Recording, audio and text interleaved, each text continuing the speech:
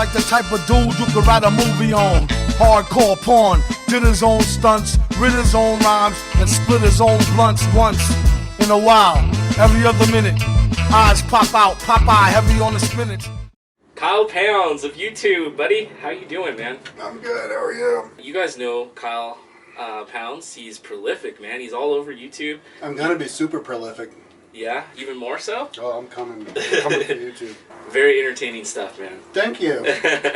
Dude, I mean, you were one of the earliest van dwellers, I guess, on YouTube. It was like you in 2012 or 2011. And then Chad living the van life, right? Yeah, and then one guy back in 2011 had 3,000 subscribers back when I had like 200. Oh, Jeff the Canuck. That guy. Yeah. Yeah, Jeff the Canuck. Yeah, he's the original. Oh, is he? Okay, that was before my time. I think he got into, you know, George Heminger and him. Yeah. Shoot for tea. And Buiko attacked him and he got pissed off at Buiko. Buiko? The Swedish guy. Wow, this is before my time. Is that the guy who attacks you a little bit? Used to, yeah. Used to, yeah. His videos are pretty funny too. Hello, I'm Kyle Pounds.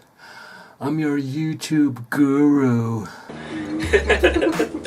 So you still have the van? Yeah, I still have it. It's running? It's running great. It's in perfect shape. Yeah. I painted it. I vacuumed it. I'm gonna vacuum it even more. I'm gonna vacuum it so much that like when I vacuum it, only water comes up. Yeah, man. I'm glad you still have it. It's like it's nostalgic. It's a piece of YouTube history.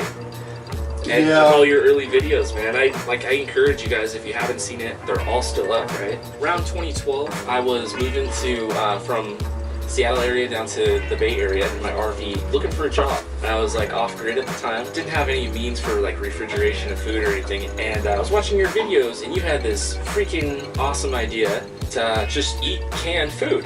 The money, if you spend like $10 on nachos at Denny's, that's like 10 cans of like corn, you know?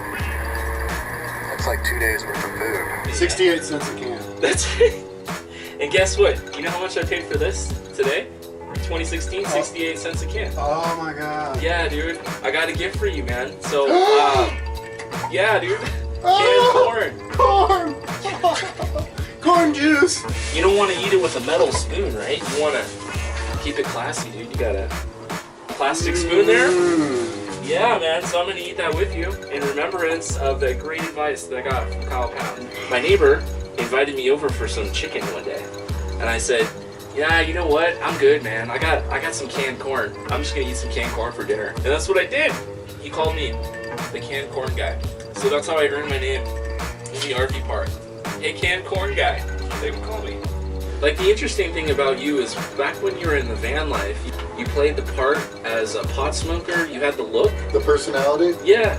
You had, like, the slow, just chill mellowness, the long hair, and you lived in a van. And people thought you smoked pot all the time, but you actually didn't, man. You didn't smoke pot at that time.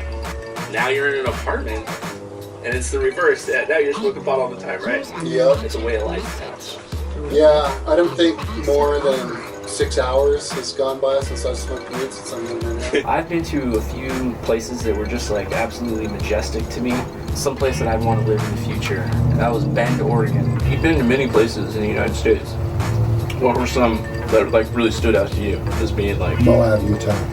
Okay. Why'd you like it out there? I was camped 11 miles south of Moab, drove down a dirt road, and I parked in a big sand pit so I could step out, and I had my awning out in my van and my pop-up, so I had my little house there. And I just step outside of the sliding door into barefoot, and it's like perfect sand. Oh yeah. And it was perfectly quiet because there was no anything around and there were no other people around. All you saw was just the red rocks. That's cool. And then another place is Mount Lemmon, next to Tucson, Arizona. Tucson is like way South America, almost with Mexico, so it's super hot and it's low. So it's like oppressively hot in the summertime. But the mountain is 9,000 feet high, and at the top of it is a ski resort. So in the middle of summer, you can ride your bike to the top or drive to the top, and it's totally fresh. And, you know, there's campgrounds up there, and so it's this oasis in the middle of the desert. Right. I was in Las Vegas for a month, and I was parking on the Strip, and that is super convenient, easy as pie. So in the beginning, the very first place that I lived in my van, I was in Tucson for 4 months, and like looking back on it, that was just, I was doing it all wrong. I mean, for me, it was interesting, and it was a new adventure for me, you know. But it was, yeah, like I was hanging out in Denny's and working on my website because they had internet during the night, and then sleeping during the day, and just being nocturnal. Yeah. Because at that time, I didn't really mind being nocturnal, but I think it's a lot healthier mentally to not be nocturnal. Why is that? Like, you need that social interaction. Yeah, just the vitamin D from the sun. Got you you, know? yeah. Just that. Hanging out like in Denny's and stuff all day long, it kind of annoys the people who work there. You know, and you want to feel it and you're welcome. So then I started going to Starbucks. And every single Starbucks I went to, at least back in those days, I felt totally welcome to just hang out all day long and work on my computer. As far as the food, yeah, I would like, if I'd hang out in a Denny's, I'd get food there. I'd get like nachos and Which stuff. is not cheap. Yeah, and it would Kills add your up. budget, right? Yeah, it would kill my budget. It'd add up. And yeah, looking back on it, it just seems insane that I would be getting nachos and orange juice or whatever at fucking Denny's. Like, what the hell was I thinking? Yeah, and then I think I used to start cooking stuff. Like, I would get pasta and cook it or cook. And then I realized that was a waste of time. All you had to do, because like canned vegetables, it's already soft and digestible. Yeah. And so I got the idea. I said, all I want to do is eat canned vegetables. Yeah. In the sand. So I went nuts, yeah, and I bought like 200 cans. Yeah. I filled my entire back cabinets with cans. My entire area underneath my back seat chair with cans. And I was like, yeah, I spent nothing. Why did you stock up like And- that? and Was I there was- a good sale or something? No. I just wanted to, it was a challenge to myself. It would help motivate me to only eat the cans, because I have to, You spent your budget on the if I have all these cans in my car, I have to eat it. It took me a year and 2 months to get to the point where I could live right. The cheapest way possible and the healthiest, which is spending all day long in the library and eating only canned vegetables. And you could, and you only would drive a couple blocks from your sleep to your So you library. didn't burn that much gas. So you refill the gas like every 2 or 3 weeks, Nice. and you're only eating cans, so you're only spending like what, $100 a week on food. That's when I van broke. And then it all came to an end, I guess, right in Seattle. Right when I figured it out. When I was living in my van in Seattle, and I was feeling like I was figuring it out, having a Gold's Gym membership or whatever, a gym membership for to stay in shape. But you have that for showering, and then you Right. go to the library for work, and then you sleep wherever you want, and then you do that for a couple weeks at a town, and then you go to another village. All over this giant America, Yeah. that seemed like the most fun thing you Yes. could ever do. The reason I was living in my van is because I thought that it would afford me the most amount of time to work on my website. I wouldn't have to have a job to pay rent, but my rent is cheap. I didn't really figure the math in my head. I own my house. I own my apartment. This one you do? Yeah. Okay. And so I just pay my brother's rent. But Okay. even after paying my brother's rent, and with the help from my roommate, Okay.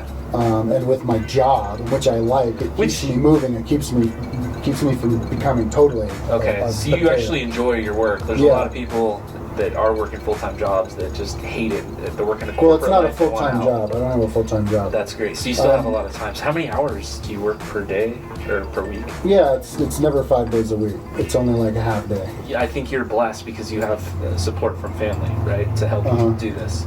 But if you didn't have that support, do you think you'd find yourself in a van just because it is a Yes. frugal Yes. lifestyle and Yes. provides the freedom? Yes. Yeah. There's a lot of hidden costs to the 30-year mortgage. I mean, the mortgage itself, the upkeep and maintenance of it, right? And then you're never free because you always owe property taxes to the government. It's a liability. You're putting yourself out there. If someone wants to sue you, they can put a lien on your property, so you're always beholden to someone. You never fully own your property outright. But with a van, you own everything on those wheels. I mean, you got to pay your insurance and the upkeep, but it's yours. It was a privilege. Thank you for meeting up with me on my trip to Denver. Really appreciate it, dude. And I hope to see you in the van again Maybe you could do like one last trip and vlog it. That would be awesome, dude. Okay. Rude like the type of dude you could write a movie on. Hardcore porn, did his own stunts, writ his own rhymes, and split his own blunts once in a while. Every other minute, eyes pop out, Popeye heavy on the spinach.